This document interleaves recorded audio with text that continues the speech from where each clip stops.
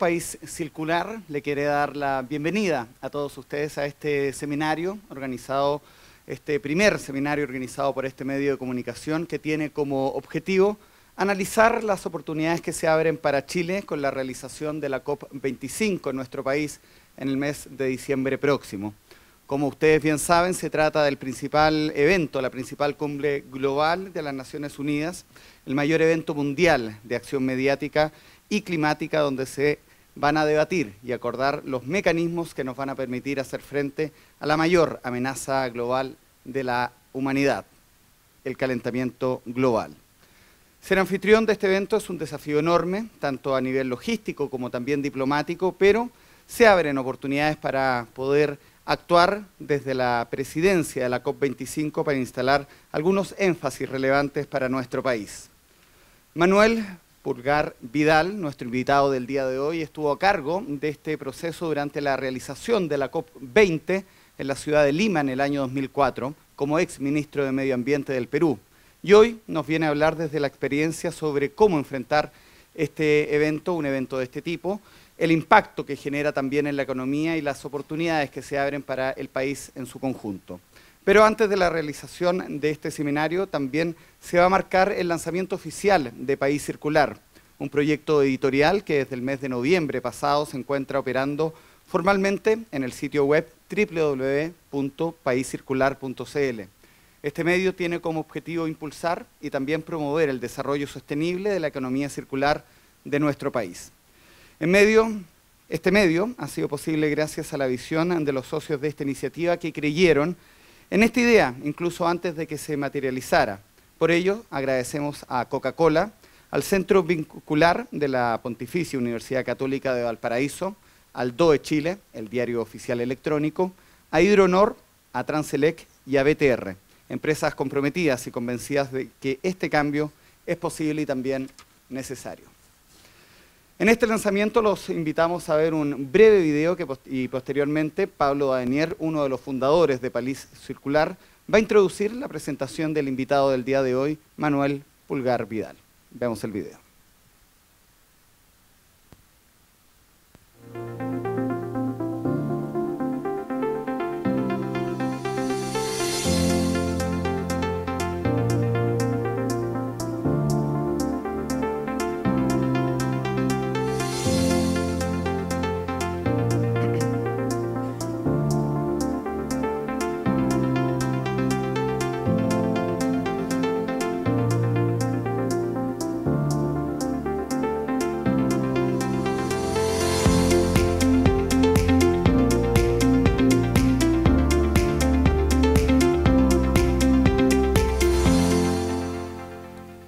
Recibimos con un aplauso a Pablo Badenier, uno de los socios de País Circular.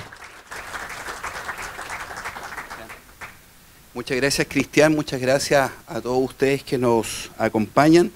Efectivamente, hemos querido realizar este primer seminario internacional con nuestro invitado de honor, Manuel Pulgar Vidal, de quien fui colega, quien lo pude conocer antes del año 2014, la COP20 en Perú. Pero quiero compartir con ustedes también y la coincidencia de lanzar el medio electrónico País Circular. Muchos de ustedes son lectores, muchos de ustedes son colaboradores, algunos columnistas, y hemos querido junto a Gustavo materializar esta idea ya desde nuestros tiempos en el Ministerio, donde nos llamaba mucho la atención de cómo habían grandes temas, importantes temas, que la verdad uno no los podía leer en los medios tradicionales. Cómo había y uno escuchaba a profesores, académicos, a directivos de empresas con grandes ideas y que muchas veces eran invisibles para los medios de comunicación tradicional, y también veíamos el interés de empresas de participar de proyectos editoriales. Por eso yo reitero el agradecimiento a Coca-Cola, a Transelec, a BTR, al Diario Oficial Electrónico, al Centro Vincular de la Universidad Católica y a Hidronor por atreverse, por animarse de buena fe a participar de este proyecto editorial. Y qué mejor que lanzarlo con Manuel Pulgar Vidal. Y qué mejor que lanzarlo con nuestro tema de discusión, la COP25, creo que fue la noticia del año 2018 de que Chile se animara y Chile sea el anfitrión de la COP25. Y creo sin duda que va a ser el evento del 2019, la realización de la COP25 en Chile. Eso presenta sin duda oportunidades, es un evento que hay que asumirlo con harta valentía, pero que uno también espera promover un diálogo en el país. Esto también son oportunidades para Chile, país vulnerable, país pequeño, y creo que la experiencia de Perú es una experiencia interesante. La COP20 que presidió Manuel fue una COP tremendamente importante. Fue la antesala a la COP21. Fue donde los países tomaron decisiones muy relevantes. Yo recuerdo junto a Manuel en Lima, buena parte de los países en la COP20, diciembre de 2014, incluso dudaban entre firmar o no firmar lo que tenía que acordarse en los años venideros. ¿Cuánto ha cambiado la discusión? Y en eso creo que Perú fue un ejemplo de organización, pero fundamentalmente para poner temas en la agenda pública desde países vulnerables, desde países pequeños, como es el caso de Chile. Desde la COP20 en Perú, los temas de adaptación tienen la misma importancia, tienen el mismo mérito que los temas de mitigación. Creo que fue un aporte tremendamente significativo de aquella COP. Así que quiero agradecerle a todos los lectores, a nuestras empresas, a los colaboradores de participar de este seminario que está siendo transmitido también vía streaming y poderlos dejar con Manuel Pulgar previa presentación de Cristian. Reiterarle nuestro agradecimiento en este evento de lanzamiento, único medio electrónico dedicado 100% a temas de sostenibilidad de medio ambiente, con noticias de todos los días, con noticias diarias y de producción 100% de la Agencia Sostenibilidad País Circular. Así que por acompañarnos, muchas gracias.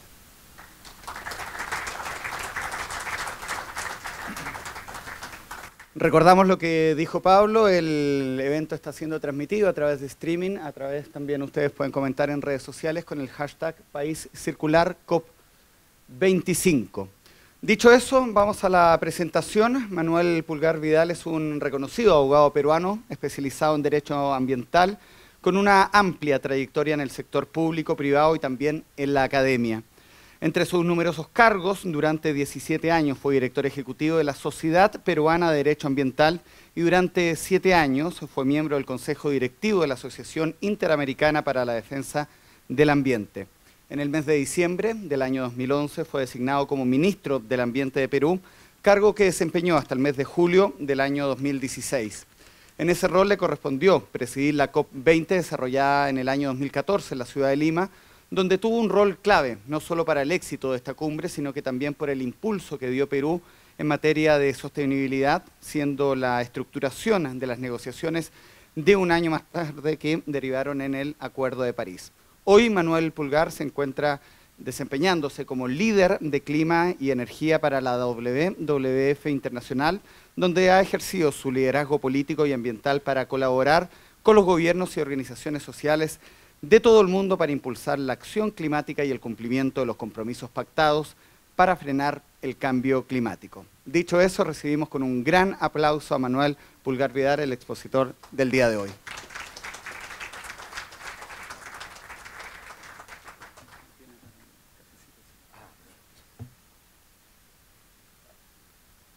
Muy buenos días, muchas gracias por tus palabras, Pablo, y muchas gracias a ustedes por estar presentes el día de hoy. Quizás la mejor manera de resumir lo que voy a decir es, ser presidente de una COP tiene mucho de masoquismo. Eso me decían todos. Yo fui, antes de ser presidente de la COP, tenía pelo negro y acá así acaba uno después de algunos años. Pero bueno, dejando las bromas de lado, yo felicito a Chile por haber asumido la tarea de ser la presidencia de la COP, de permitir que la COP se quede en América Latina luego de la declinación de Brasil, por razones políticas obviamente, y que además esté asumiendo el liderazgo que todos esperamos tenga, y estamos seguros que será una COP exitosa. Sí, me voy a mover.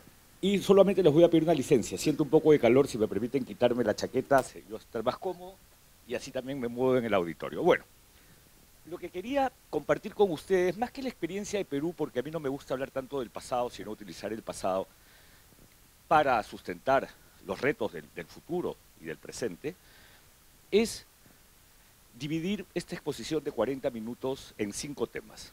El primer tema es dónde estamos, porque el tema climático es un tema muy complejo, es un tema de negociación harto complejo, tan complejo como fue antes de París, lo sigue siendo hoy día, y hay tendencias que siguen presentes y han estado muy presentes a lo largo del debate climático. ¿Cómo estamos? ¿Cuál es la complejidad del debate? ¿Y cuáles son las tendencias de ese debate? Es el primer tema.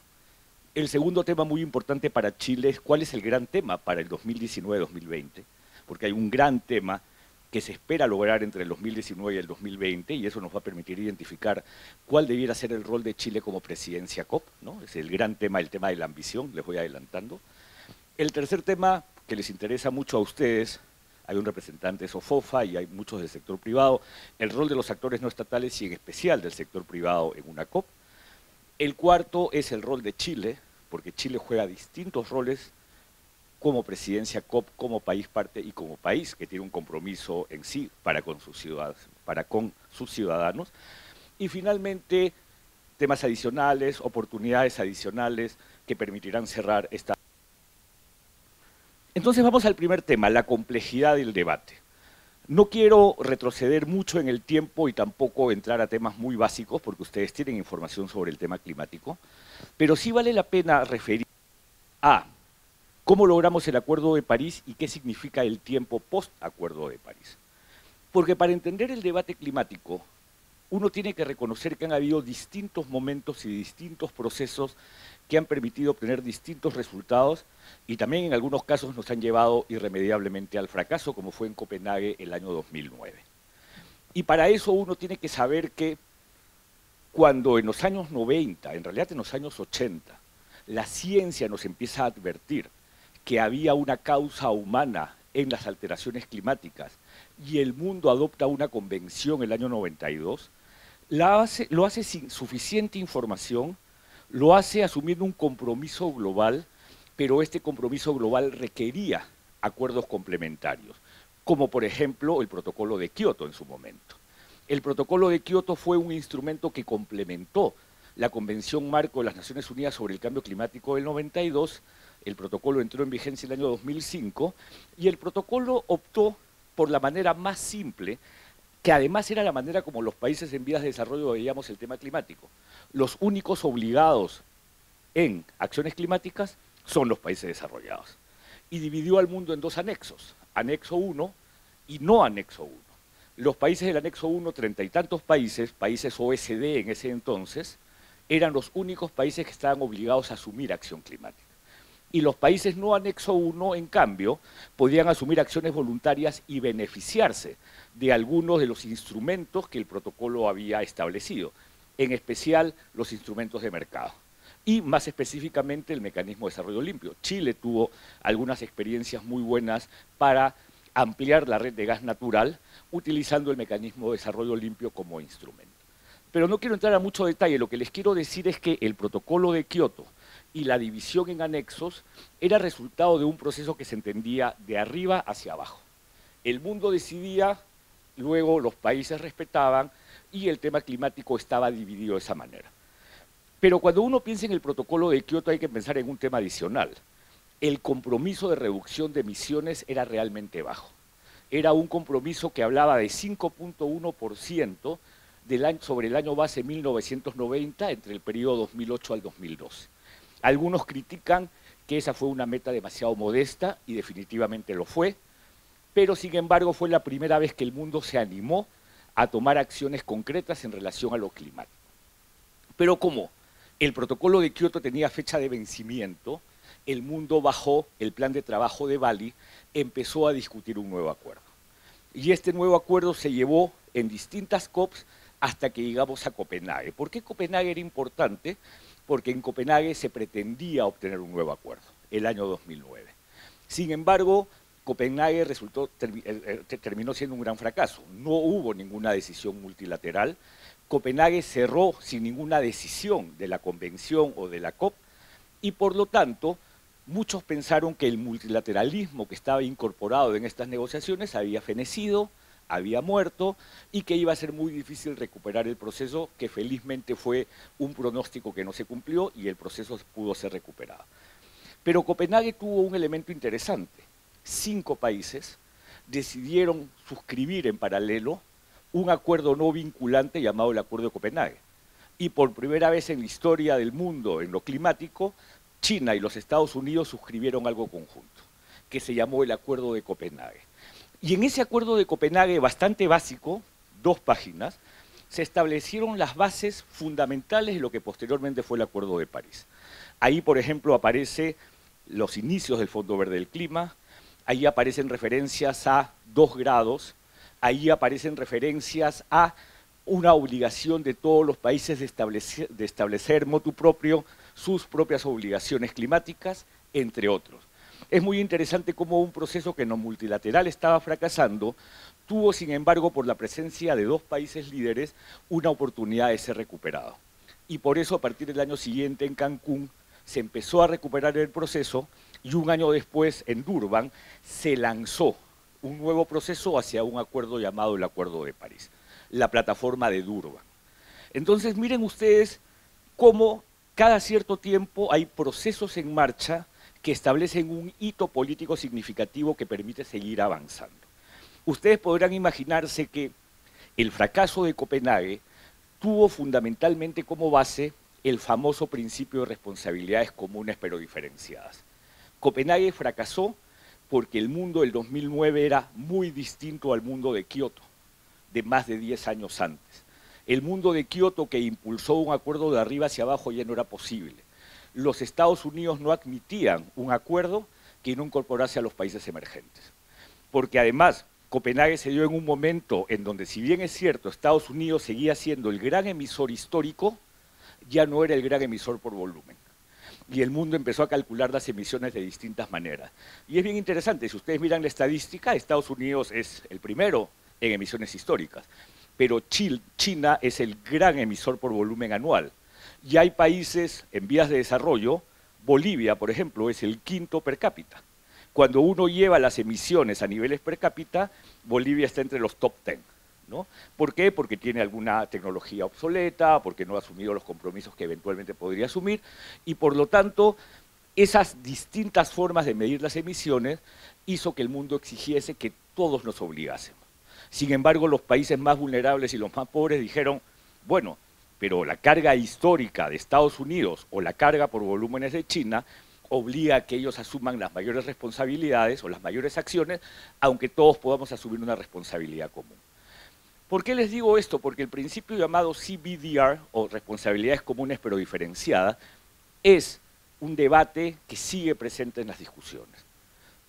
Se resolvió de hecho con el Acuerdo de París de manera que se permitió un acuerdo, pero sigue presente cuando hablamos de finanzas, de transferencia tecnológica, de construcción de capacidades y todos aquellos elementos que forman parte del debate climático. Y es bien importante tenerlo en cuenta porque la COP de Chile va a estar acompañada de este debate y lo seguirá estando por los siguientes años en las distintas COP del futuro.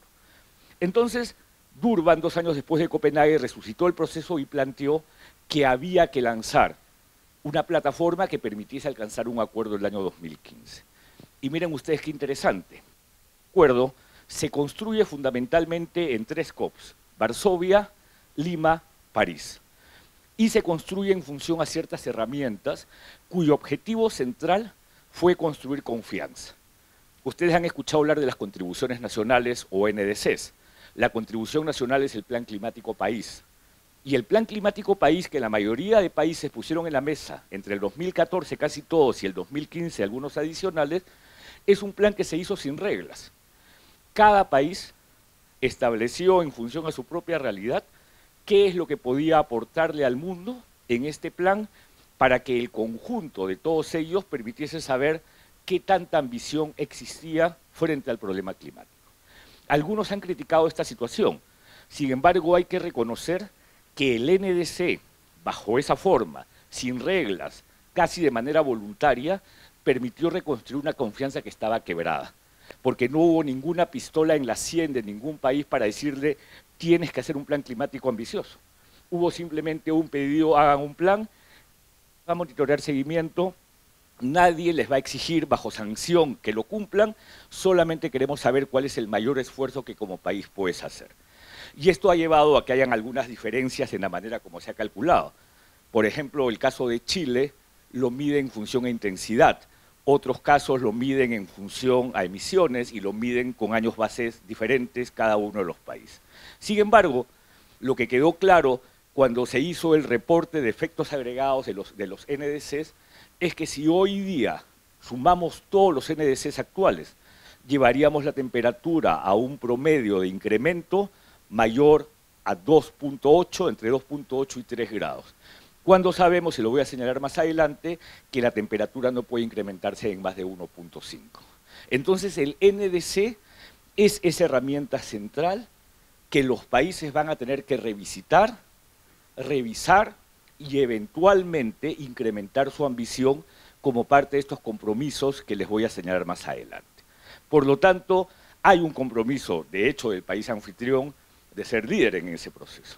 Y la pregunta es, ¿cuáles son esas oportunidades en Chile de revisitar su NDC, de plantear un NDC revisado para el 2020 y cuánto Chile puede incrementar su ambición? Y bueno, y hay un conjunto de oportunidades, porque Chile es un país que tiene escasas fuentes energéticas tradicionales y por eso ha apuntado y apostado fuertemente por las energías renovables no convencionales. Pero el elemento del NDC es fundamental, y ese se logró en Varsovia. Y Varsovia fue fundamental en el NDC, fue fundamental en establecer el mecanismo, el grupo de trabajo para el mecanismo de pérdidas y daños, que es un mecanismo exigido por los estados insulares, fundamentalmente, que están buscando compensaciones con resistencia en los países desarrollados.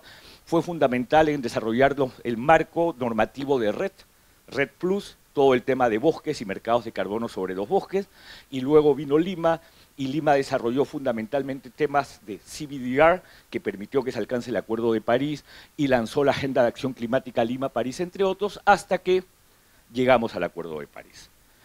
¿Y por qué el Acuerdo de París es fundamental? ¿Y por qué el Acuerdo de París es un instrumento tan sólido? Porque cuando ustedes miran el Acuerdo de París ya no tiene montos, no tiene años de cumplimiento, es un acuerdo que lo que te establece es un...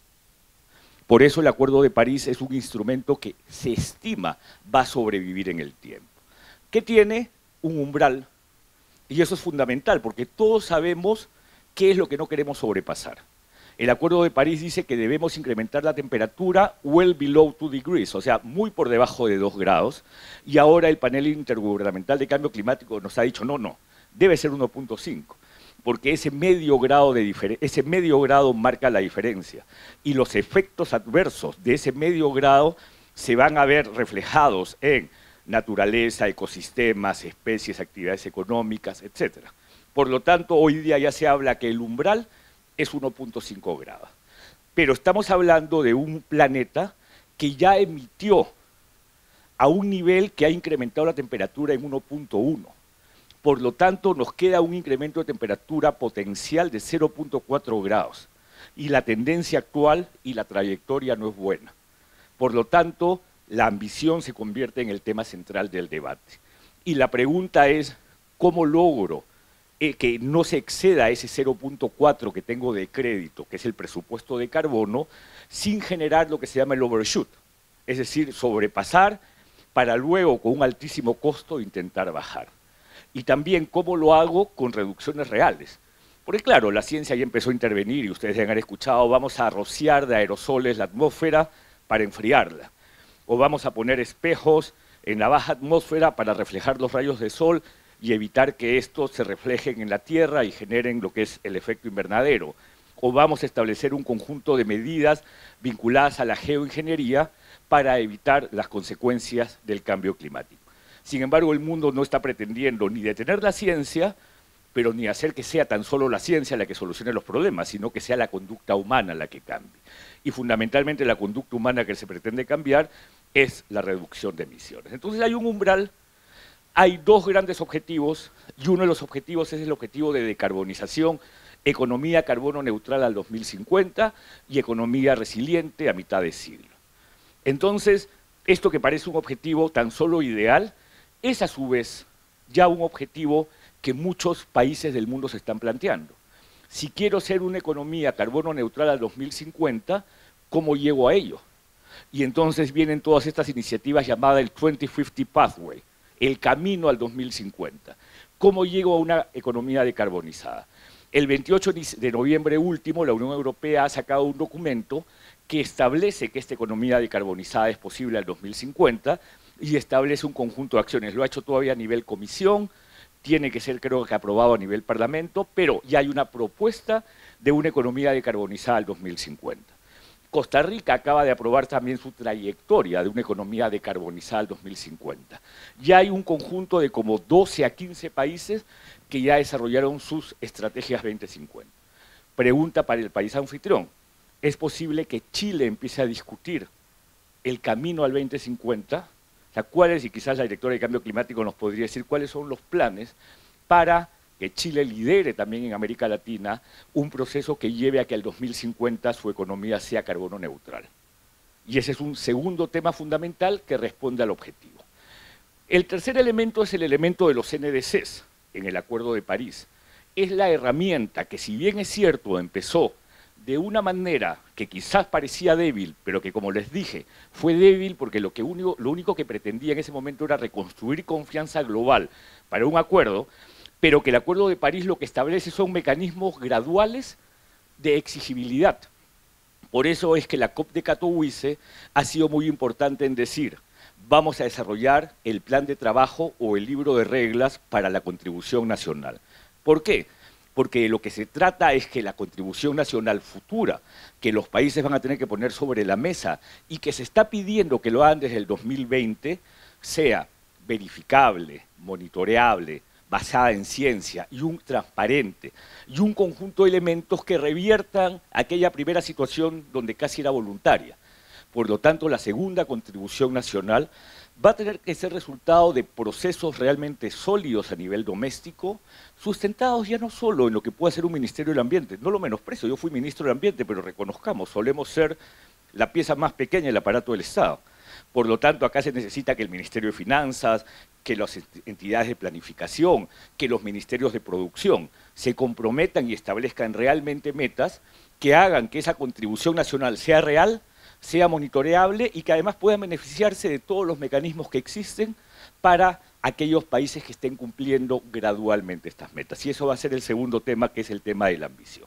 Entonces, contribución nacional es el elemento central del debate, pero es un instrumento. Acá lo importante es reconocer que el instrumento tiene que significar que los países realmente asuman el compromiso climático. Porque si lo hago en gabinete, en función a un par de profesionales con mucha habilidad, no va a servir de nada para el país.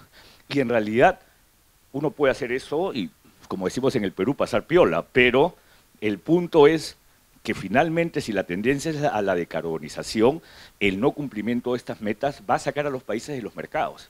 Eso es lo más claro. Si estamos hablando de continentes o regiones como la Unión Europea que están estableciendo metas tan ambiciosas, esas metas ambiciosas también van a verse vinculadas a mercados más exigentes que limitan productos que vienen del exterior, o por huella de carbono, o por falta de sostenibilidad, o por falta de compromiso climático. Y por eso es que los países tienen que asumir la tarea del NDC en serio y tienen que canalizar una estrategia climática al interior de los aparatos del Estado, no solo a nivel nacional, sino también a nivel subnacional, y ese es un elemento central. Y el Acuerdo de París tiene a su vez los elementos de transferencia tecnológica, construcción de capacidades y finanzas climáticas. Y finanzas climáticas es un tema central, porque en el debate climático muchos creen que las finanzas climáticas son esos 100.000 millones de dólares anuales al 2020 para financiar acciones climáticas. Falso. 100.000 millones de dólares anuales, o 100 billion en inglés, es nada frente a los trillones de dólares que se necesita para las acciones climáticas. El panel intergubernamental de cambio climático nos ha dicho que la transición energética cuesta creo que entre 35 y 53 trillones de dólares. Por lo tanto, 100.000 millones de dólares anuales es nada frente a lo que es el real compromiso. Esos 100.000 millones de dólares anuales que Chile tendría que confirmar que se realicen nuevos compromisos en su COP, en la COP25, porque es una señal política, que es un elemento central, tienen que verse complementados con un conjunto de otros instrumentos, que tienen que ver, por ejemplo, con bonos, ya hay emisiones de bonos verdes. Francia tiene una de las mayores emisiones de bonos verdes soberanos, porque hay muchos países, incluso Chile creo que tiene a nivel empresa, pero a nivel soberano estamos hablando de Francia, de Fiji, de Polonia, y creo que últimamente de Nigeria. Y Gran Bretaña tampoco tiene bonos soberanos. Entonces hay bonos soberanos, hay un conjunto de herramientas vinculadas al mundo de la empresa para promoción de energías renovables, hay un conjunto de mecanismos que Chile se utiliza como precio al carbono y que también utiliza Colombia recientemente y México, y ahí está la Alianza del Pacífico. Perú está un poco atrasado en el tema, pero hay un conjunto de elementos de las finanzas climáticas que Chile, por tener alguna experiencia base, puede aprovechar para dinamizar en la COP25. Ese es el tema de dónde estamos. Entonces estamos en el momento en donde ya no estamos caminando hacia un acuerdo, estamos caminando a su implementación. Y acá permítanme hacer una doble reflexión. Implementar un acuerdo es distinto a negociar para lograrlo. Son dos escenarios absolutamente distintos, porque Chile y su COP ya se realiza sobre la base de un acuerdo, de reglas complementarias logradas en las distintas COP como la de Katowice, y por lo tanto el rol de Chile es impulsar y presionar para que esa implementación se dé, para que las nuevas contribuciones nacionales se presenten, para que se incremente la ambición, para que las finanzas climáticas se dinamicen, entre muchos otros elementos que ya mencioné. Y ese es como que el primer elemento vinculado a la implementación. Sin embargo, a su vez, y esto lo digo con un poco de tristeza, pero a su vez realidad, le toca a Chile hacer lo posible por reconstruir el momento político. El momento político climático se está perdiendo y eso no es bueno. Y si tenemos estudiantes en la calle demandando y si tenemos cada vez más gente reclamando, es porque la señal política que está dando el mundo es pésima. En Katowice se logró lo que formalmente se esperaba, pero la discusión de los políticos diciendo, bueno, quizás no reconocemos el reporte 1.5, ¿qué palabra utilizamos? Welcome, acknowledge. ¿Saben qué? De inmediato salen los jóvenes a decir, ya basta, ¿no? Por lo tanto, Chile tiene que ser consciente que ese momento político se está perdiendo, que la gente está volviendo a las calles, y no quiero ser dramático ni alarmista, pero la gente está volviendo a las calles y la gente está reclamando a los decisores mayor fortaleza en sus decisiones. Y por lo tanto hay que reconstruir un momento político, y ese momento político estimamos debe ser el 2020, y Chile tiene que ser artífice en construir ese momento político. Eso es un elemento central, porque si no, vamos a tener cada vez más movilización, más escepticismo sobre el proceso formal, y vamos a eventualmente ponerlo en riesgo, sin perjuicio que haya un conjunto de actores que estén haciendo lo mejor y poniendo su mayor esfuerzo. La falta de momento político puede arriesgar el proceso. Y por lo tanto hay que crear el siguiente hito. Yo siempre digo, quienes van a las COPs a tomar decisiones son ministros, son políticos, que son políticos o de carrera o políticos temporales, pero son políticos.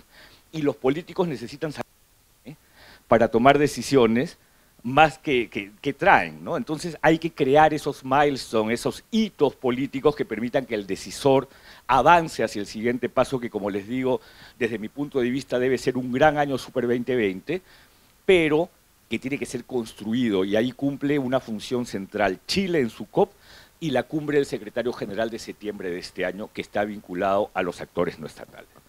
Primer tema, ahí estamos, los roles que Chile cumple en relación a la COP. Segundo tema, ¿cuál es el gran tema de discusión para el 2019 y 2020? Ambición. Ambición.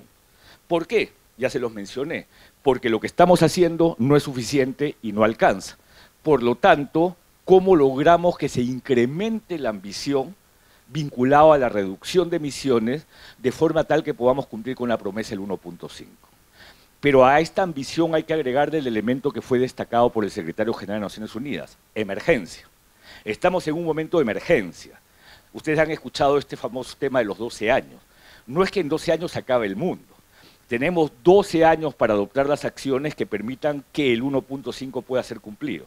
Pasados estos 12 años sin acciones, podemos poner en riesgo el 1.5 y llevar el calentamiento a un incremento de temperatura de 2 o más grados con las consecuencias con eventos climáticos extremos que ya estamos percibiendo. Por lo tanto, si ambición es el tema, Si NDC es el instrumento, ¿cómo construimos el paquete de ambición? ¿Cómo construimos el paquete de ambición de Chile? ¿Cuál es eso en lo que Chile puede aportar para incrementar la ambición? Y cuando uno piensa en ambición, vamos a intentar hacer una lista para intentar ver cómo armar este paquete. Primero, nuevo NDC.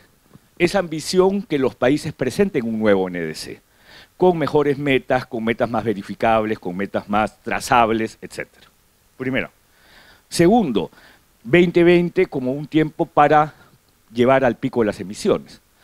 Algunas entidades como Mission 2020 dicen el 2020 es el tiempo límite para el pico de las emisiones. Si al 2020 estamos en el pico de las emisiones, luego podemos empezar a bajar. Tercero, lo que algunos llaman acciones exponenciales, es decir, acciones climáticas con resultados ya no solo potenciales, sino exponenciales, que multiplican en temas como transporte, energía, transporte, movilidad, energía, ciudades, alimentación, que es un tema que está emergiendo con fuerza, bosques, agricultura, etc. Otro tema vinculado a la ambición podría ser países que establecen un 2030 on track, es decir, que está en trayectoria hacia un 2050 de carbono neutral. Chile, por ejemplo, hace, como dije, su plan 2050 de economía decarbonizada. Otro tema podría ser la revisión de aquellos elementos del Acuerdo de París que requieren ser fortalecidos justamente como manera de acelerar la acción climática. Otro podría ser países que empiezan a articular acciones climáticas con acciones de naturaleza, con acciones de desarrollo, etc. Lo que les quiero decir es, Chile va a tener que desarrollar, y eso va a ser parte de su legado, que es lo que voy a hablar más adelante, una herramienta que permita que ambición sea el foco, pero que realmente se cumpla, y que construya un 2020 sólido. Y puede ser una combinación de acciones de corto plazo con acciones de largo plazo, 2050. O pueden ser cuestiones globales como cuestiones domésticas, o pueden ser cuestiones nacionales como cuestiones subnacionales, o pueden ser labores de Estado o labores de actores no estatales. Es decir, hay un conjunto de herramientas y elementos y lugares donde se puede construir esa ambición. El punto es cómo empaquetarlo, de manera que ese paquete chileno de ambición COP25 sea realmente atractivo para que el mundo se mueva hacia él. Y entonces, el gran tema de discusión, ambición. Por eso es que la cumbre del secretario general de septiembre, donde Chile tiene que ser un actor importante y relevante, es sobre ambición. Ambición en 9 ejes temáticos. Tierra, o lo que llaman Nature-Based Solutions, soluciones basadas en naturaleza, que tiene que ver con bosques, alimentación, cambio de uso del suelo, energía, ciudades y todos aquellos tópicos que ya conocemos.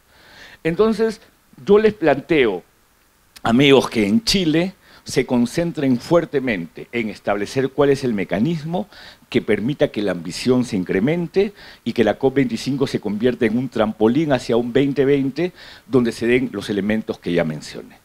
Y ese es el segundo tema que quería mencionarles. ¿Cómo voy de tiempo? Porque a mí me dan un micrófono, soy un peligro. Creo que no me quedo. Bueno, tercer tema, el tema del rol de Chile y un poco la experiencia de Perú vinculado a nuestra organización de la COP el 2014. Cuando uno organiza una COP, uno como país cumple 3 roles. Rol presidencia, rol parte y rol Estado, país, que como les dije tiene que atender a sus propios ciudadanos, ¿no? Y desarrollar sus propios compromisos. Cuando yo fui ministro del Ambiente y presidente de la COP20, en el ministerio desarrollamos un sello que se llamaba Perú Compromiso Climático, que fue bastante importante porque muchas de las acciones que desarrollábamos, conversatorios, diálogos, acciones concretas, acuerdos con alcaldes, giraban alrededor del concepto Perú Compromiso Climático. Y es bueno, como disculpando el anglicismo, brandear el concepto, porque se permite articular a los actores, ¿no? Y entonces, cuando Chile, que está cada vez más activo en su organización, piense en este concepto, tiene que utilizar un concepto que articule a los actores no estatales y que articule a un conjunto de stakeholders hacia el mismo propósito de lograr no solo una buena COP, sino demostrar que en Chile hay acción climática y que esta acción climática está articulada. Ayer tuve una cena con Ricardo y hablábamos de que Chile tiene muchas cosas que mostrar. muchas cosas que mostrar en energía, en impuesto al carbono, en ciclovías, en mejora en las ciudades. Tiene muchas cosas que mostrar. Lo que hay que hacer es empaquetarlas en función a un concepto común y colectivo que permita destacar e incluso fortalecerlas. Y esas son las acciones más directas vinculadas a lo que Chile puede hacer climáticamente. Pero a su vez, y esto tiene que ver con organización, si bien es cierto, la COP es fundamentalmente un espacio de representación del Estado, y el Estado es el que va a tomar la decisión, es un espacio que tiene que ser muy participativo. La sociedad civil va a hacer su demostración y su marcha, y hay que darles los espacios y favorecerlo y animarlos a que lo hagan con tranquilidad. Y vamos a tener en Santiago una gran marcha, y en eso el Estado tiene que contribuir que ocurra. Y el tema de las poblaciones indígenas es también un tema que requiere ser atendido. Muchas COPs, lamentablemente no la de Polonia, le han provisto a los pueblos indígenas un pabellón indígena para que tengan un sitio donde puedan discutir sus temas, y es bueno trabajar con ellos y también sumarlos al proceso. Porque apenas excluyo y rompo la confianza, lo único que voy a tener es una reacción negativa. Y acá de lo que se trata es trabajar colaborativamente como Estado, con los ciudadanos y con todos los grupos. Por lo tanto, el tema de participación, de sociedad civil, de espacios, es importante ser desarrollado. Y miren, a los Estados, Presidencia y la COP se les respeta mucho. Si los Estados son capaces de generar estos espacios, el respeto y la alianza y el trabajo colaborativo está muy presente. No hay ningún problema. No ha habido ningún problema en ninguna de las COPs desde Copenhague. Bueno, en Copenhague la gente estaba harta, porque la gente la tenían en la calle en el frío a -10, creo, y ni siquiera lo dejaban entrar a un venue, entonces la gente estaba realmente molesta. Pero de ahí para adelante, todas las COPs han sido espacios que son de colaboración, de alianza, de gente, ¿no?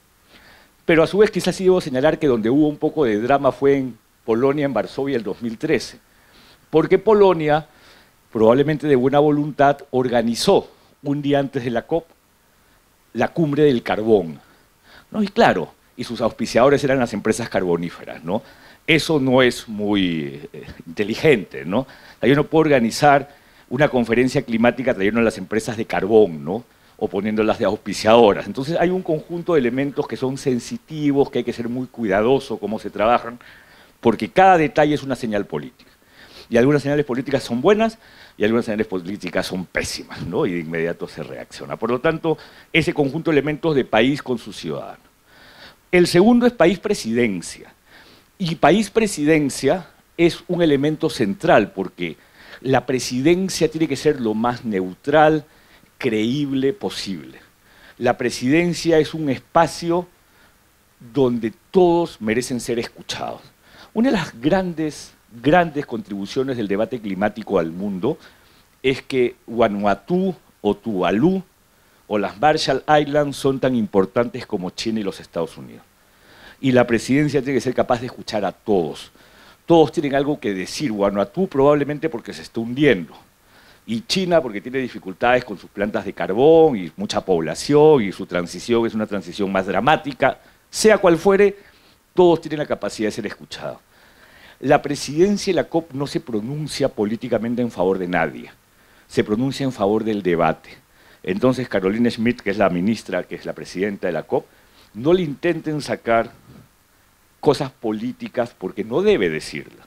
Por más que como país tenga una posición, tiene que ser muy neutra, tiene que generarse mucha credibilidad, tiene que generarse mucha confianza, tiene que generarse capital político, porque ese capital político lo va a tener que invertir en los últimos 2 días. En los últimos días, cuando todo entra en crisis, porque siempre entra en crisis, y siempre se posterga un día el cierre de la COP, ahí se utiliza el capital político que has construido a lo largo del año. Entonces, ese es el gran reto de la presidencia. Pero a su vez Chile es país parte, y además Chile es país parte a través de los bloques de negociación. Ustedes saben que hay un conjunto de bloques de negociación. Algunos son bloques de negociación, algunos otros son bloques de articulación. El G77 más China es de articulación, no negocia como tal. Pero está el Umbrella Group, el Grupo de Integridad, el ILAC, donde Perú, Chile, Colombia, Guatemala y otros forman parte, el Rainforest, donde está Panamá, hay el Grupo Africano, muchos grupos. Y con cada grupo hay que saber negociar, hay que llegar a sus líderes, hay que visitar a los países, y ILAC seguirá cumpliendo su rol. Por lo tanto, Chile tiene que tener un espacio de presidencia y un espacio de país parte. alguien que represente a Chile como país, parte que también levanta la mano y quiere decir sus cosas como país y que se articula y se pronuncia a través de AILAC. Entonces, Chile juega 3 roles y esos 3 roles hay que saber jugarlos con inteligencia, articularlos bien para no poner en riesgo ninguno de los 3, pero ejecutarlos e implementarlos debidamente. Y me tomo 3 minutos más, si es correcto, para hablarles del rol de los actores no estatales, probablemente el más dinámico. Miren, hasta el 2013, los actores no estatales no es que no existían en el debate, ya habían empezado a generar sus espacios de discusión y articulación, pero no habían sido traídos fuertemente a la mesa para que sean casi parte, no de la negociación, porque negocian los estados, pero que se sientan parte del proceso. Y en Lima, en la COP20, con Francia, con el secretario general en ese entonces, Ban Ki-moon, con la Secretaría de la Convención, y Perú, se lanzó lo que se llamó la Agenda de Acción Climática Lima-París, que se suscribió cuando cerró la COP, nos fuimos a una conferencia de prensa y la lanzamos. Pero además hicimos el Día de Acción Climática. Y fue la primera vez en la historia que los actores no estatales vinieron a la mesa. Se sentaron con los estados y empezaron a conversar de cómo se contribuía uno con otros.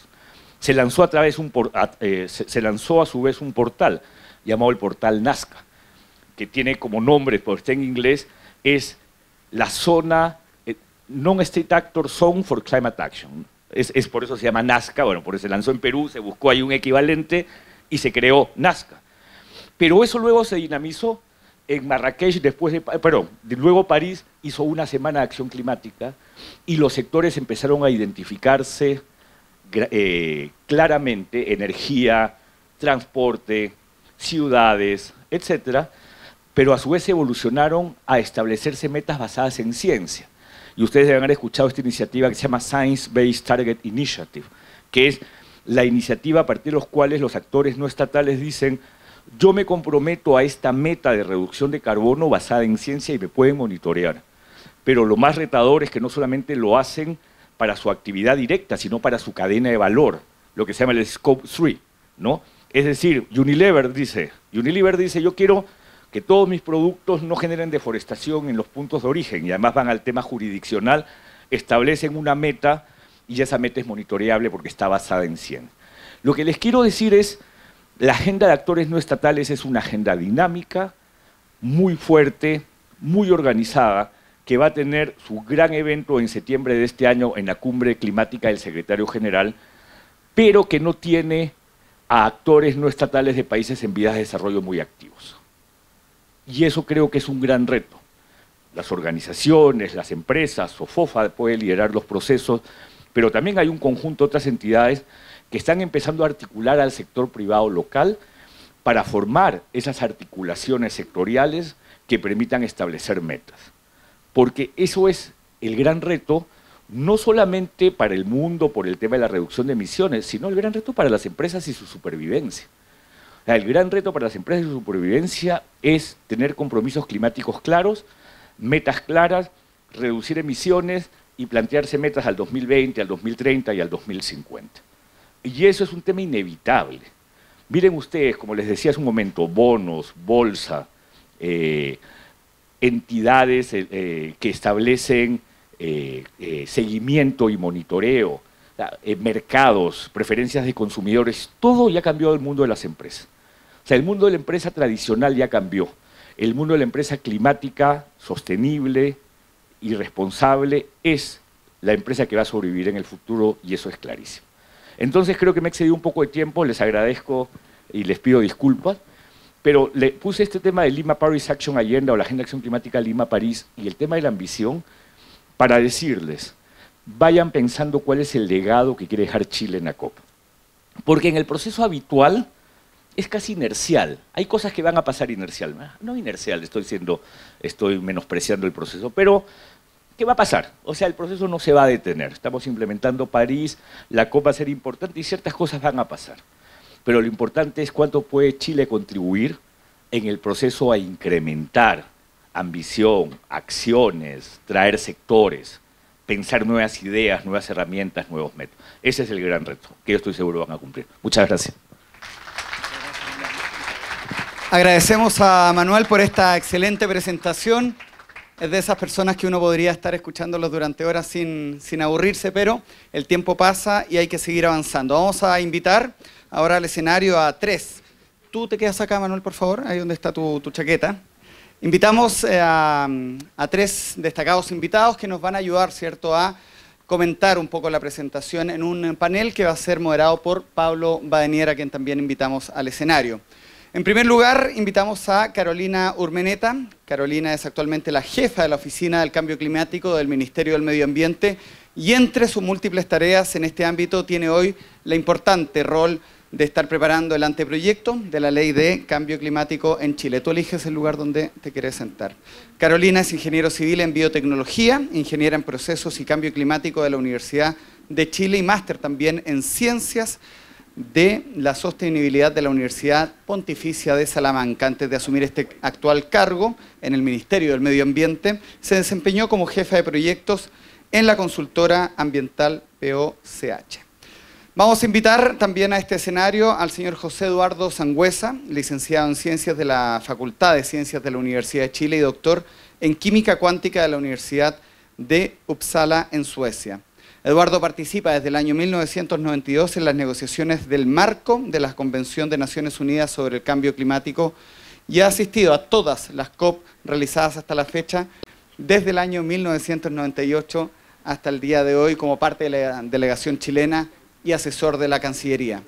En el área internacional se desempeña como consultor de la CEPAL, un consultor permanente en materias de negociaciones sobre el cambio climático, y desde el año 2016 es investigador asociado del Centro UAI Earth de la Facultad de Ingeniería y Ciencias de la Universidad Adolfo Ibáñez. Finalmente invitamos al escenario al señor Jorge Cáceres, quien actualmente y desde el año 2015 se desempeña como director ejecutivo del Centro del Medio Ambiente y Energía de la SOFOFA, desde el año 2015 digo, y desde entonces ha conducido el desarrollo y los estudios, además de los proyectos ligados a desafíos de mitigación y adaptación del cambio climático, involucrado en empresas líderes del país e instituciones internacionales a la vanguardia investigación ambiental aplicada. Jorge es ingeniero civil industrial de la Universidad de Chile y máster en gestión de emprendimiento tecnológico de la Universidad Adolfo Ibáñez, con 20 años de experiencia en medio ambiente y sustentabilidad en Chile y Latinoamérica. También en los años 90 fue director técnico de la Comisión Nacional del Medio Ambiente, donde realizó gestiones en esta área. Dejamos entonces al señor Pablo Badenier, que va a conducir este panel. Pablo. Muchas gracias, Cristian. Espero poderlos representar en algunas consultas a nuestros expositores, a nuestros comentaristas, después de la notable exposición de Manuel, entretenida, amena, de memoria, muy bien por la WWF, un tremendo embajador y líderes en materia de energía y cambio climático por parte de WWF, que aprovecho también de agradecer. Quiero partir con Carolina. Después de la exposición de Manuel, me imagino que habrá un cuestionario que hacerle a Carolina como representante del gobierno y como jefa de la División de Cambio Climático del Ministerio del Medio Ambiente. Espero que no sea un acto de masoquismo la presidencia de la COP, como dijo Manuel, ni que lleguen las canas, ni que lleguen las canas. Pero efectivamente, Carolina, ¿qué es lo que nos va a distinguir como país? ¿Por qué organizar la COP? ¿Cuáles son las expectativas que tienen desde el gobierno para la acción climática en nuestro país? Como una pregunta general que de alguna manera te permite comentar la exposición de Manuel. Bueno, primero muchas gracias por la invitación, gracias a Manuel por la tremenda exposición y gracias a todos también por estar acá. Como gobierno efectivamente es un tremendo desafío, nos tiene durmiendo poco hace harto tiempo, así que ojalá que no sean las canas, pero las ojeras ojalá que sean transitorias. Como gobierno este ha sido un trabajo que hemos estado haciendo bastante en conjunto y está bien liderado desde la presidencia. Está claramente la ministra Carolina Schmitt, es la presidenta de la COP, y el presidente ha estado participando activamente en la coordinación del equipo que va a ser la presidencia de la COP, porque como bien decía Manuel, nosotros tenemos los equipos técnicos que están en el Ministerio de Medio Ambiente, que lidero yo, donde estamos haciendo una ley marco de cambio climático, donde prontamente vamos a lanzar el anteproyecto para la participación ciudadana. En Chile tenemos una ventaja que es muy buena, que es que tenemos nuestro sistema de inventario de emisiones bastante actualizado. De hecho, en la última COP entregamos nuestro inventario de emisiones al año 2016, que nos permite ver bien cómo son los sectores, cómo están nuestras emisiones y cómo hemos ido avanzando. Ahora, para avanzar hacia una estrategia climática de largo plazo, que claramente es algo que queremos hacer y que vamos a hacer, necesitamos también tener un sistema de prospectiva. Entonces, la buena noticia es que tenemos fondos para hacer eso y que lo vamos a hacer durante este año, y por lo tanto muchos de los que están acá ya nos han escuchado hablar de eso, así que está muy bien. La idea de ese sistema de prospectiva específicamente es ver cuándo vamos a llegar a nuestro año peak y cuándo vamos a tener la neutralidad de emisiones, y en eso hay una invitación a todos los sectores, sobre todo a los sectores no estatales, a participar y a hacer sus propios ejercicios, de manera que tengan información para cuando hagamos las evaluaciones. Respecto a la actualización de la NDC, que también es una tarea interna en el fondo, partiendo esta vez por las tareas internas, también es algo que claramente estaba en los planes, y lo que vamos a hacer va a ser adelantarlo, porque en el fondo, en el contexto del Acuerdo de París, el Acuerdo de París pide que las NDC se actualicen en marzo del 2020 a más tardar, ¿ya? Como tenemos la COP en Chile y va a ser en diciembre, claramente está dentro de nuestras prioridades poder presentar una NDC actualizada y armar un paquete que podamos en el fondo mostrar. Así que sí, tenemos mucho trabajo, estamos conscientes. Respecto a la participación como parte, también estamos viendo cómo nos vamos a configurar y cómo vamos a seguir participando en ILAC, que es lo mismo que les pasó a Perú en el contexto de la COP en Lima. Y como presidencia, como les contamos, lo que estamos haciendo y cómo estamos configurando los equipos, es un equipo que estamos elaborando en conjunto con el Secretariado de las Naciones Unidas, que, como bien decía Manuel, ¿cierto?, es muy partícipe en esto y es un apoyo importante, de manera de tener las contrapartes adecuadas. Vamos a tener un equipo que es de negociación y contenido, donde está principalmente Ministerio de Relaciones Exteriores y Ministerio de Medio Ambiente, además de todos los ministerios que van a estar participando en un comité intersectorial. Un equipo de comunicaciones, porque es muy importante finalmente cómo se hace la comunicación estratégica, tanto a nivel internacional como a nivel nacional, y cómo se logra la participación ciudadana. El presidente ha sido muy enfático en pedir que haya participación de la ciudadanía, sobre todo de los niños y los jóvenes. Por lo tanto, vamos a hacer un trabajo especial con el Ministerio de Educación, con ellos y en las regiones. Claramente un equipo de producción y logística que tiene que ver el evento mega, ¿cierto?, ultra grande que hay que hacer, tanto a fin de año, en diciembre, que es cuando va a ser la COP, como durante el año, que es que van a haber actividades, y en el fondo se está elaborando esta idea como del sello COP, que va a marcar todas las iniciativas que hayan, como como muchas más. Y un equipo de finanzas que tiene dos funciones: ver las finanzas, ¿cierto?, de la COP, y también el levantar el financiamiento, que es algo en lo que hemos dicho bastante, ¿cierto?, que vamos a necesitar apoyo. Hemos estado levantando financiamiento internacional, y también a los actores no estatales ya hemos conversado con varios, y claramente los vamos a estar llamando más para ver cómo van a estar participando. Ahora, sobre cómo queremos mostrar a Chile y cómo se está evaluando esto, porque es una conversación que tenemos que tener, no es algo que vayamos a cerrar ahora, sino que es algo que se está conversando a distintos niveles, y todos van a estar participando en distintas instancias. Lo que sí está bastante claro es que Chile tiene una historia que contar. Chile tiene una historia que contar en qué cosas ha hecho, ¿cierto?, en cómo hemos avanzado en energías renovables, cómo hemos duplicado nuestra producción en los últimos 4 años, cómo por ejemplo, Santiago es la segunda ciudad a nivel mundial que tiene mayor cantidad de buses eléctricos ahora, qué podemos hacer en minería sostenible, etcétera. Entonces, Chile tiene efectivamente una historia que contar, pero no tenemos la solución a todo. Esto es una transición, y eso es lo que se quiere decir también. Nosotros estamos transitando hacia un desarrollo sostenible y hacia allá vamos. Eso es lo que se quiere mostrar. En mitigación, como les decía, lo que se ve que se va a fomentar claramente es lo que tiene que ver con energías renovables, electromovilidad, minería sustentable, agricultura, etcétera. Hay un tema que es muy relevante para Chile, en el que Chile ha sido un actor importante y que sabemos que este año se va a relevar también, que es el tema de océanos y Antártica. Este año, en septiembre, también sale un informe del IPCC relacionado con océanos y criósferas, con cómo estos están impactados y impactan al cambio climático, y Chile quiere relevar este tema. Chile históricamente ha sido un actor que ha puesto este tema en la mesa y lo quiere relevar, al igual que biodiversidad de bosque.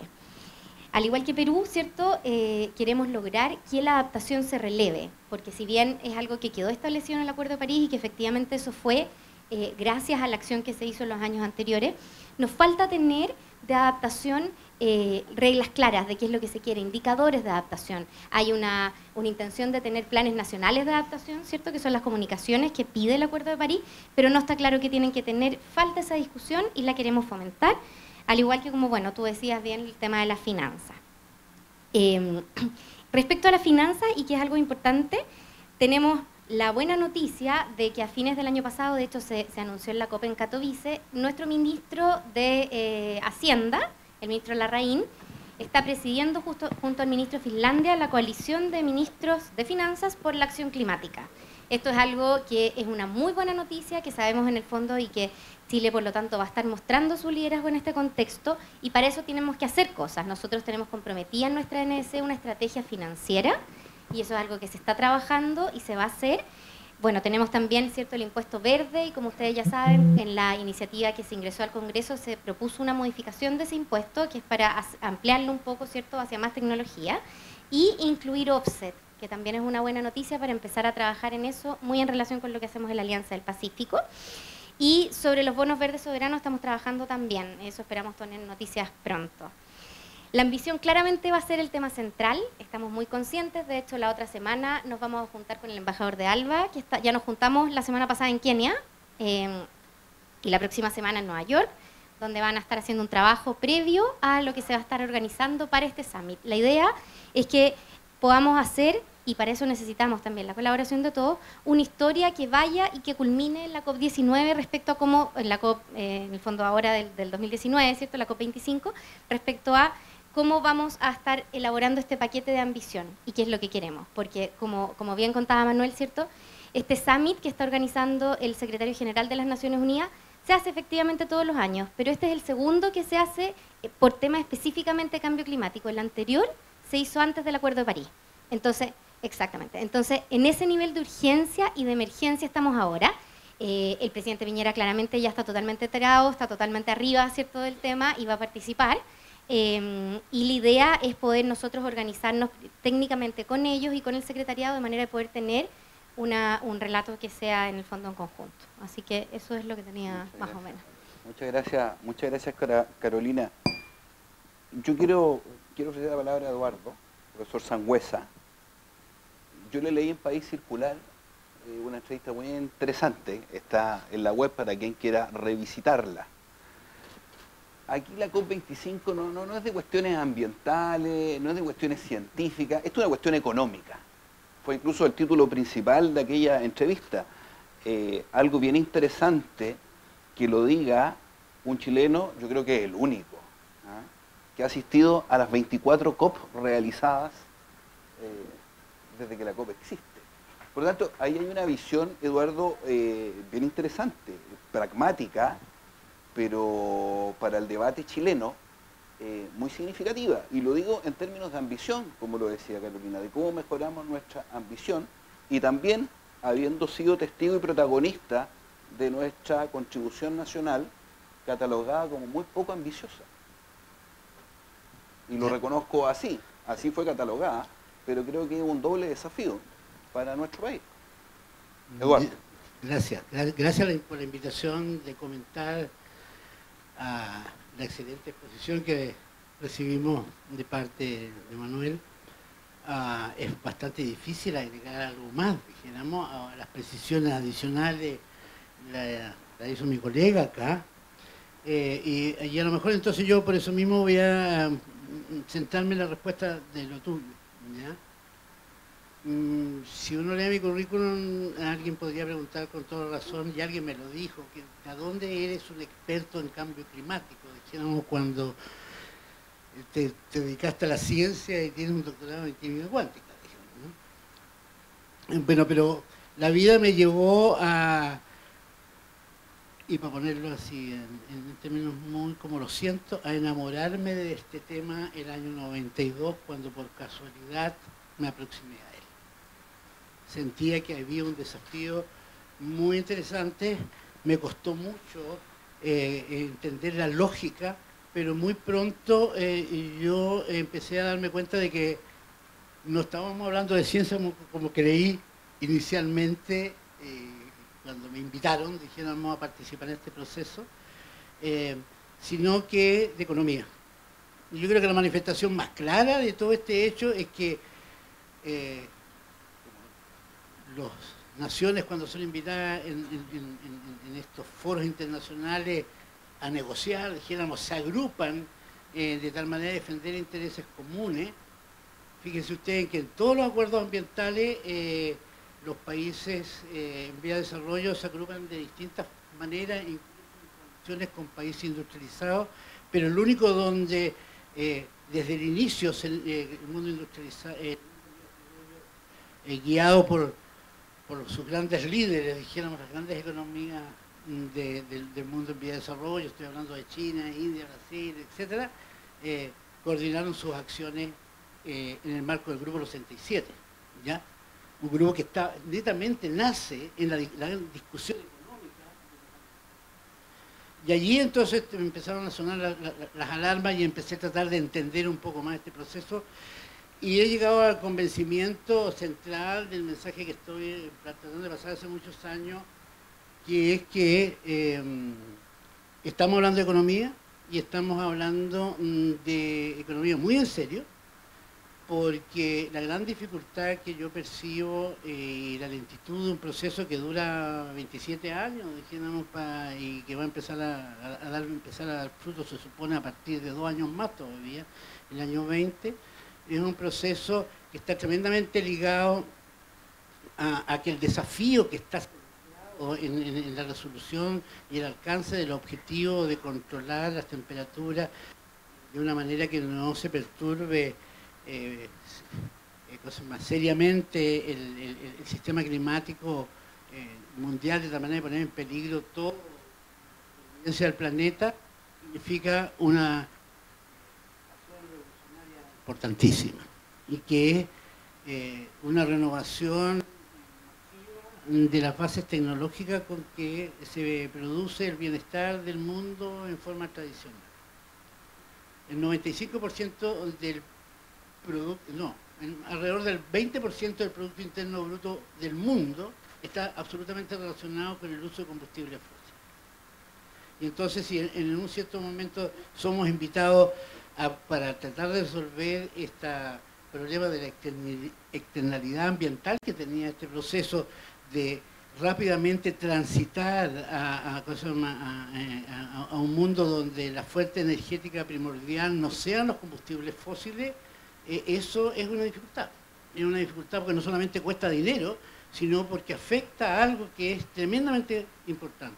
El orden geopolítico mundial está construido sobre la base del uso y abuso de los combustibles fósiles, ¿ya?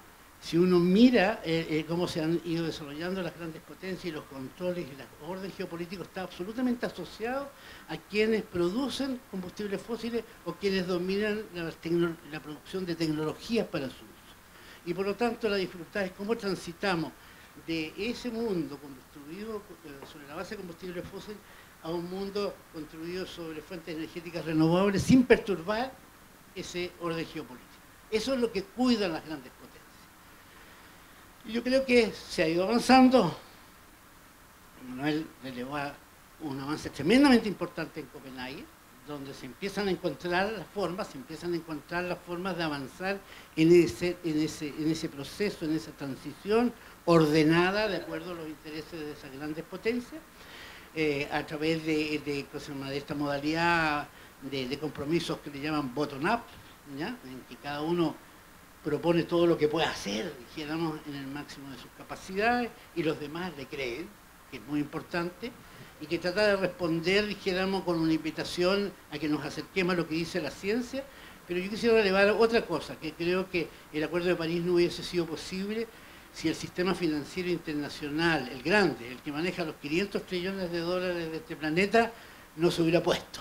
Además, yo hubiera dicho sí, estoy dispuesto a empezar a refocalizar, ¿ya?, el nicho de inversiones que nosotros hemos hecho tradicionalmente, con el cual ganamos mucho dinero, a nuevos nichos que tienen que ver con las energías renovables. Ese proceso está en curso, se están produciendo, está lleno de noticias hoy día, como el mundo financiero internacional, los grandes inversores en fondos de pensiones, de salud, el mundo industrializado, cada día más tienen claro, e incluso acusan a gerentes por no tomar en cuenta estas consideraciones para las nuevas inversiones.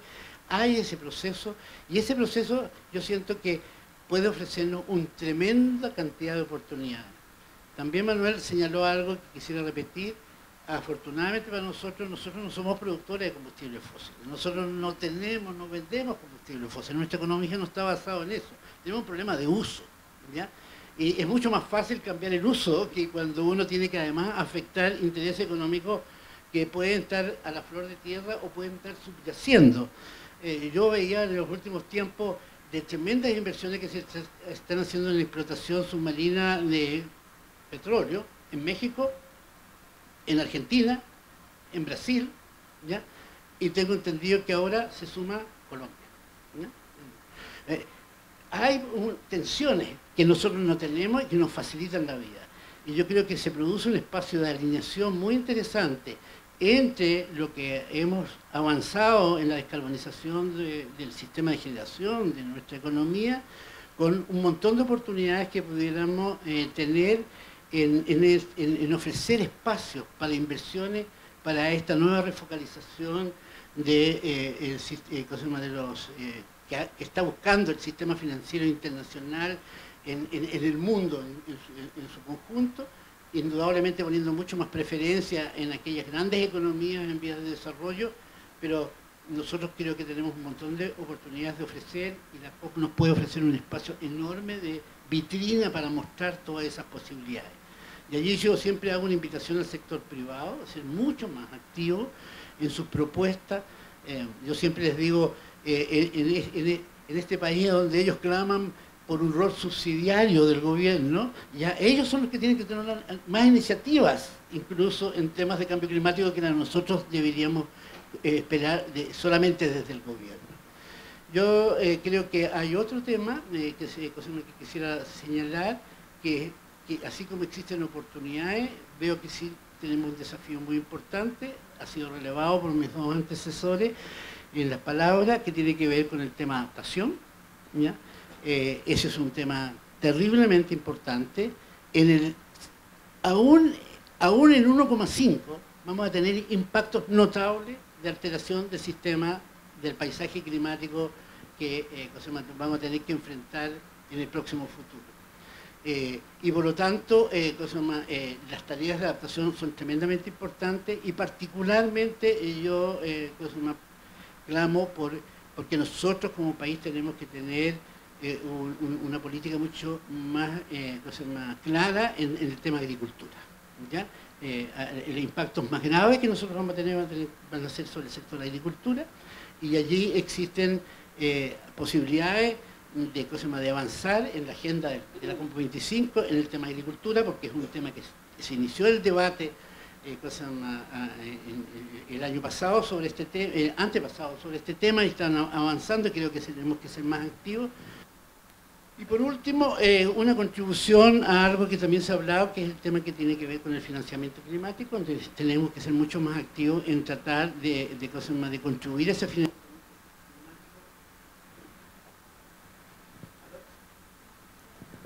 Permiso. Y que tiene que ver con el problema de movilización de financiamiento climático. Yo dije de que el mundo ecofinanciero tiene dinero para poder movilizar el sistema, esos dineros. Se pueden hacer a través de muchas formas, pero también una muy importante tiene que ver con un capítulo que es el capítulo no finalizado en el libro de reglas de la aplicación del Acuerdo de París, que tiene que ver con el sistema de mercado, con el artículo 6, que va a ser además una cosa con lo que nos van a medir en términos de nuestro éxito en la COP25, que no sea el hecho más importante. Creo que el tema de ambición, como tú hablabas, es más importante que esa, pero de todas maneras tenemos que ponerle cuidado y creo que tenemos que prestarle especial atención de tratar de resolver un tema que tiene contrapuestos intereses muy grandes para el uso de ese mecanismo. Muchas gracias, Eduardo. Quiero ofrecerle la palabra a Jorge Cáceres, que es director ejecutivo del Centro Medio Ambiente y Energía de SOFOFA. Como lo presentaron, Manuel se refirió a este sector no gubernamental tremendamente importante y flexible. Y cuando escuchaba a Manuel me acordé de una carta del director que escribió el profesor Hugo Rudnick, un destacadísimo ingeniero de la Universidad Católica, profesor de la Universidad Católica, y que fue una carta al director, ni siquiera fue una columna, fue una carta al director, pero que trajo hartos comentarios en redes sociales, y un poco él decía, Mira, esto de la generación de la descarbonización de la materia energética en materia de generación, probablemente Chile lo está resolviendo y lo va a resolver. El gran desafío es descarbonizar la economía.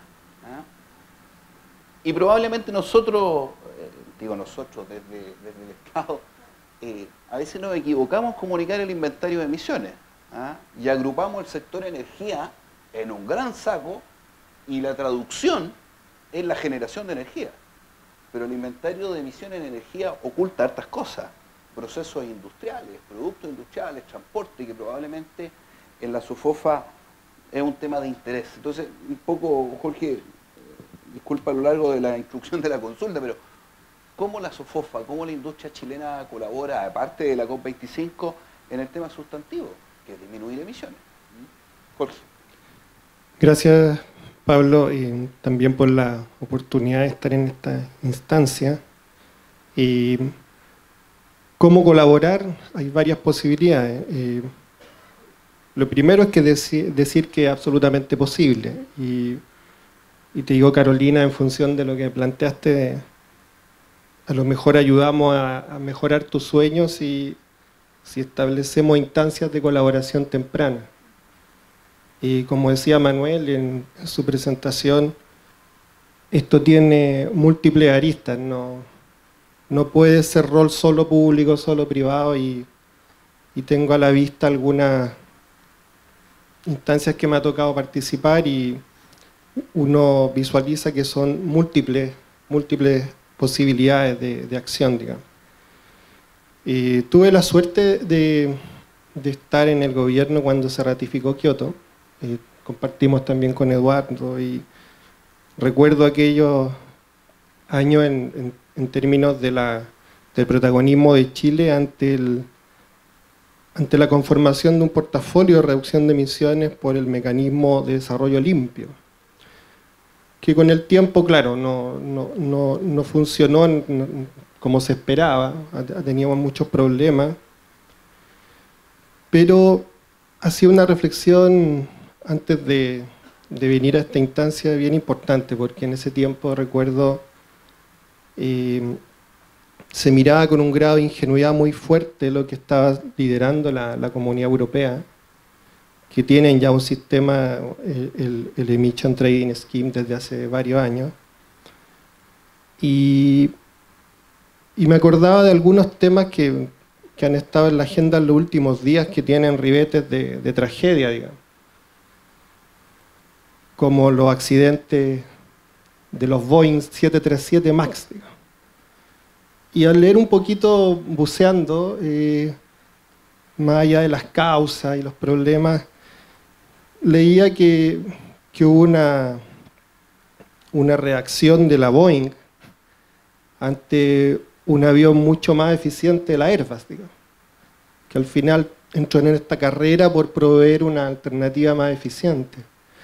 Hay una pregunta ahí de fondo, que es decir, hasta qué punto Europa estuvo más consciente respecto a Estados Unidos de estos temas, de la necesidad de avanzar en la eficiencia energética, que se adelantó, tal vez, y vemos hoy día una consecuencia tal vez dramática, pero que nos da cuenta de que este tema es muy complejo, tiene hartos ribetes, y en la medida que el sector privado también juegue un rol de anticipación, eso puede ser muy, muy potente. Las posibilidades de colaboración son múltiples. Permíteme felicitarte porque estás lanzando País Circular y colgarme de una segunda hebra de reflexión.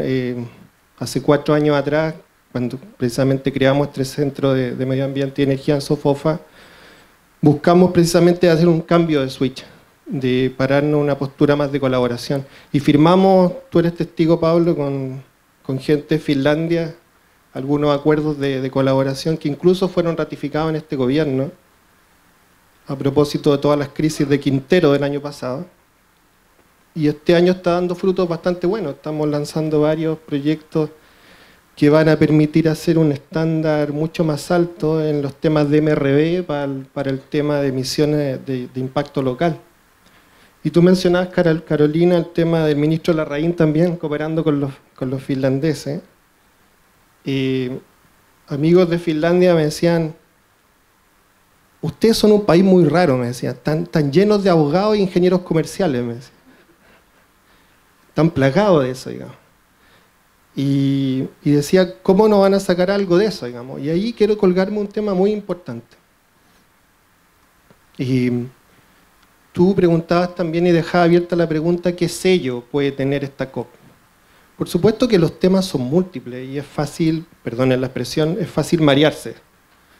Porque son tantas las posibilidades que uno dice, ¿por dónde parto? ¿Qué hago? Y ahí hay un sello que me parece súper importante y me gusta la aproximación de Carolina a decir no está resuelto, es una invitación. Y me cuelgo también de las palabras de Manuel. Esta COP va a tener un sello también latinoamericano. Y un sello que me parece súper interesante, el sello de eficiencia. Nosotros, esta región particular, no solo Chile, tiene desafíos tremendos en términos de superación de la pobreza. Chile está en la OECD, pero no somos país desarrollado. Y muchas veces uno tiende a irse a copiar algunas cosas más o menos simples. No sé, subamos el impuesto, extendámoslo. Y a veces pierde la mirada del bosque. Y quiero contribuir ahí con 3 ideas fuerza que me parecen súper relevantes. La primera de ellas es que, a propósito de esto, de los ingenieros comerciales y los abogados, nosotros podemos exhibir hoy día, y hasta en los documentales asociados al cambio climático, una matriz con una mucho mayor participación solar, que fue producto no fue producto de subsidios, fue producto de un buen diseño de esta licitación por bloques horarios que se hizo, y que fue una cosa que dio buenos resultados. Por supuesto que todo optimizable, pero dio buenos resultados. Si nosotros miramos la realidad de Chile, es impresionante ver, por ejemplo, y esto, perdónenme el chilenismo, pero a veces por ver los conejos se nos pasan los elefantes, digo. Y es impresionante ver, por ejemplo, que el año 2017, producto de los incendios forestales, Chile, solo por ese concepto, incrementó sus emisiones en más de 70 millones de toneladas anuales. Y nosotros ese año pasamos de ser sumidero neto a emisor neto. Por otro lado, nosotros vemos que producto de la quema de leña, hacía unos números aproximados que más de 30 millones de toneladas anuales de CO2. Es como vivir en un incendio permanente, de aquí al sur de Chile, digamos. Tenemos aproximadamente un 30% de incremento del parque de vehículos livianos diésel en el país, simplemente por una distorsión tributaria. Y en circunstancias, como decía Eduardo, que nosotros no somos productor de autos, y ahí podemos hacer cosas súper importantes. Y finalmente, tenemos una brecha, y lo hemos estado conversando con gente de Europa, muy importante, en términos de reciclaje, valorización de sus productos, y nosotros solamente por agilizar e implementar estrategias en ese sentido podemos reducir drásticamente nuestras emisiones de CO2. Entonces ahí hay una invitación muy fuerte que está a toda la disposición para colaborar, digamos. Aquí hay gente de Corma, ahí adelante el presidente Corma, está David de Transelec, que estamos haciendo algunas buenas semillas para sustitución de leña por electricidad en algunas ciudades. Completamos ahora marzo con 3.000 sustituciones de leña por electricidad en Santiago, lideradas del sector privado por un banco de proyectos de compensación de emisiones. Esa es una posibilidad muy concreta con la cual podemos contribuir y está a toda la disposición a hacerlo. Yo quiero ser optimista, creo que nos va a ir bien. Y me gusta que Chile tome el protagonismo, lo perfecto enemigo, lo bueno, y creo que jugársela con ser sede abre una cantidad de oportunidades fantásticas. Nosotros podemos desarrollar metodologías, instrumentos orientados a los temas que dije recién, y toda la disposición para colaborar en ello. Muchas gracias Jorge. Y para ir terminando, yo le quiero pedir a Manuel de poder recoger estos comentarios, estas inquietudes y podernos transmitir su mensaje final. Como ustedes pueden ver, los desafíos en materia climática en Chile van a ser tremendamente intensos. Y el 2 de diciembre, Carolina, está a la vuelta de la esquina. Toda la colaboración ha sido nuestro espíritu como país circular, desde el punto de vista de colaborar en ser un espacio de discusión, pero acá desde la academia, desde la industria, desde el gobierno, colaborar en un objetivo común. Así que, Manuel, te ofrezco la palabra final. Gracias, Pablo. Sí, está a la vuelta de la esquina. Sí, me acuerdo que yo tenía mi monitor que decía faltan 100 días para la COP99, terrible. Y cuando llegó el día todo funcionó, eso es, si uno se prepara. Pero bueno, 4 comentarios bien breves, además todos vinculados a Chile que son bien importantes. Primer comentario que no lo había tratado, pero que creo que vale la pena que lo exploren. Lo que ha pasado en Francia con los chalecos amarillos y el hecho que Katowice sea una región carbonífera ha traído muy fuertemente al debate en las COPs el tema de transición justa. Y la transición justa, mucha gente cree que tan solo es un tema de empleo, y eso es falso. La transición justa en realidad es desarrollo local, regional. O sea, si sabemos que una región se va a ver afectada por el cambio de matriz, por el cambio de actividad económica, por la tendencia, es la planificación anticipada de estas consecuencias para evitar lo negativo. Y Chile tiene una experiencia valiosísima que creo que no han percibido. Corfo. Yo lo he mencionado ya un par de veces. Corfo se creó en 1903 o 1908, por ahí, muy, muy temprano, en el siglo pasado, cuando el salitre dejó de ser una actividad económica rentable, mercados y precios y alternativas sintéticas, no recuerdo cuál fue la situación. Y Corfo se creó para que la región Atacama no sufriese un proceso migratorio no deseado. Y la gente se mantuvo y bueno, luego vino la minería y se convirtió en una región minera. Y acá no estoy hablando de si me gusta o no me gustan las actividades, lo que voy es, ahí hay un buen ejemplo de una transición bien manejada. Y Corfo ya tiene más de 100 años trabajando el tema, pero esa experiencia de Corfo es una experiencia valiosa que valdría la pena ser escrita, ser destacada, ser revisada en el tema transición justa. El tema de la ley de cambio climático, que creo que es bueno que Chile la tenga. A mí me suelen preguntar, yo soy abogado, ¿la ley es buena o no es buena? Las leyes no solucionan nada muchas veces, ¿no? Seamos sinceros. Pero sin embargo, somos de sistemas jurídicos y sistemas políticos fuertemente dependientes de las leyes. O sea, las leyes dan señales políticas.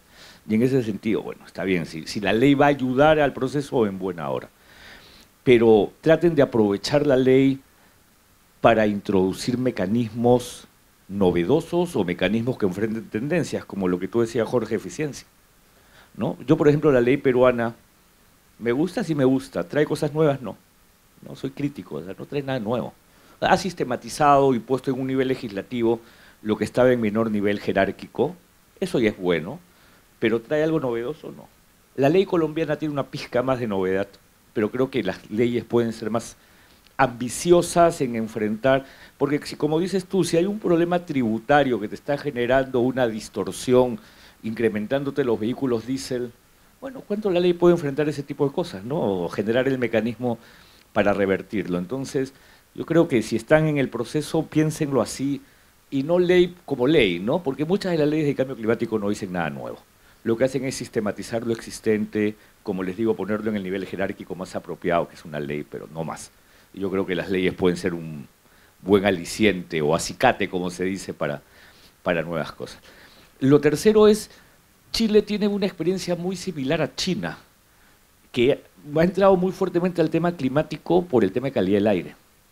O sea, cuando uno ve a China y su dinámica climática y su liderazgo climático, los chinos no entraron por lo climático, los chinos entraron por aire. O sea, empezaron a darse cuenta que si querían jugar las grandes ligas y crecer, no podían matar a su gente con esa calidad del aire en las grandes ciudades. Y empezaron a enfrentar el tema y buscar alternativas, y lo eléctrico y la electrificación de la economía. Y de una u otra manera Chile ocurrió lo mismo, porque el tema de Santiago, con sus condiciones naturales, que lo hace una ciudad contaminada naturalmente por las inversiones térmicas, lo llevó a temas vinculados a leña, temas eléctricos. Y es muy bueno, ese vínculo salud-clima es un vínculo que tiene que ser explotado, porque mucho se dinamiza en acción climática doméstica cuando lo vinculas a la salud porque está vinculado al ciudadano, ¿no? Y ese es un tema que creo que vale la pena también ser destacado. Yo he visto a Chile ser premiado numerosas veces en estos premios de esta organización de contaminantes de vida corta, ¿no?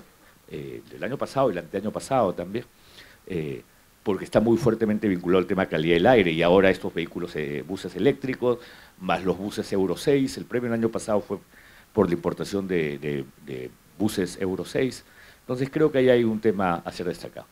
Y último comentario, eficiencia energética, coincido con Jorge que ese es el gran tema.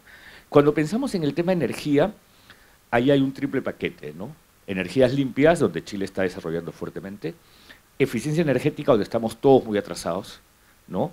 Y eficiencia energética es la electrificación de la economía también, pero a su vez patrones constructivos, urbanísticos, comportamiento ciudadano, cambios de algunos temas. Y perdón, anécdota, una vez cuando venía a la COP20 en Lima, me invitó a almorzar o a desayunar el embajador suizo en el Perú, y estábamos hablando de eficiencia energética, y yo dije, sí, porque ya no, o sea, no puede ser que sigamos usando en muchos lugares focos incandescentes, y levanto la vista, y en la embajada suiza habían 6 focos incandescentes antiguos, ¿no? Se sintió muy mal el embajador suizo, los hizo cambiar de inmediato. Pero bueno, ya yo sé que están prohibidos ya en Chile, pero o sea, hay muchos otros patrones de eficiencia energética que están fuertemente dinamizados por lo que se llama la enmienda de Kigali, ¿no? La enmienda de Kigali justamente lo que busca es enfrentar el tema de los HFCs desde el protocolo de Montreal y fortalecer el tema de eficiencia energética. Y bueno, y acceso a la energía, que no es un gran problema en zonas pobres de los países, pero, por ejemplo, acceso a la energía en África tiene un cuádruple beneficio, porque cuando uno piensa en lugares como Sudán del Sur, que tiene 20% de acceso a la energía, la consecuencia de esa limitación de acceso a la energía es dónde está la energía, en la leña. Entonces la gente se tala el bosque, no porque les guste cortar el bosque, sino porque no tienen otra fuente, ¿no? Entonces, ahí hay que también a veces separar los 3 elementos, pero Chile creo que le puede meter mucha fuerza al tema de eficiencia energética. Y quizás el último, porque ha sido tratado por los 3, adaptación. Qué difícil es el tema de la adaptación, porque el tema de la adaptación no tiene unidad de medida. O sea, la adaptación no tiene carbono y no tiene presupuestos de carbono que permitan decir me puse en tal nivel. La resiliencia, por otro lado, no es una consecuencia a corto plazo, es una consecuencia de largo plazo. Ahí, por ejemplo, como Chile está muy vinculado a temas de conservación, has liderado mucho, yo creo que empezar a medir conservación con ojos de adaptación es una manera como uno puede obtener ciertos resultados. Porque, por ejemplo, cuando uno piensa en las áreas protegidas creadas hace 40, 50 años, 30 años, ¿no? Uno puede medir qué tanto el ecosistema se adaptó a los cambios y empezar a establecer unidades de medida, qué es lo que a la adaptación le falta. Es muy difícil medir adaptación y por eso es tan difícil que se establezcan nuevos mecanismos o nuevos recursos financieros para la adaptación. Y último, ahora sí, último, estén preparados con proyectos, ¿no? Accedan al Fondo Verde del Clima, busquen dinero de cooperación, aprovechen la COP, pero para que se aproveche hay que tener los proyectos listos, ¿no? Entonces, no solamente es organizar la COP, sino buscar qué cosa puede ser atractivo para una cooperación bilateral, para un donante, para un fondo como el Fondo Verde del Clima, porque si estamos hablando de finanzas climáticas y millones o billones o trillones, en buena hora, pero ese es el flujo de dinero, el punto es qué destino queremos, o sea, para qué fin queremos esos recursos, y en ese sentido los países tienen que estar preparados con los proyectos adecuados, y prepararse incluso internamente la administración pública con ojos climáticos, porque la administración pública no tiene estructura climática. Entonces, cuando uno mira los presupuestos públicos de los estados, no hay forma de medir cuánto gasto o qué me significa lo climático internamente. Entonces, hay también cambios de gobernanza que son fundamentales. Bueno, eso quería señalar. Gracias, Manuel. Muchas gracias, Manuel, por tu exposición, por tus comentarios.